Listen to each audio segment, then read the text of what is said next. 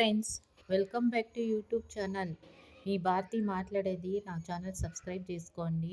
నేను egg curry with chapati చేస్తూ ఉన్నాను. సండే స్పెషల్ ఇది మా ఇంట్లో.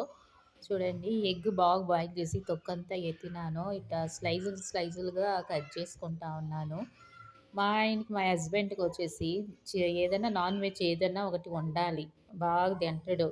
ఆయనే చేస్తానుడు. నేనొచ్చేసి మొబైల్ పట్టుకొనేసి వీడియో తీస్తా ఉన్నాను ఫ్రెండ్స్.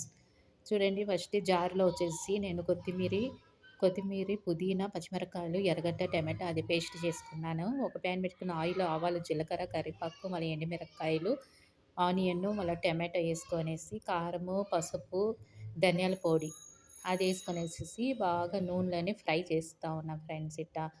తర్వాత ఈ పేస్ట్ మనం వచ్చేసి గ్రైండ్ చేసి పెట్టుకున్నామే. ఈ పుదీనా, కొత్తిమీర, టమాటో, ఎర్రగడ్డ అంతా ఆ పేస్ట్ వచ్చేసి ప్యాన్‌లోనే ఏసుకుంటా ఉన్నాను. ఏసుకొనేసి అది నూనెలోనే బాగా ఫ్రై అవ్వాలి. ఆ జార్‌లో ఉండేది కొంచెం వాటర్ పోసుకోవాలి.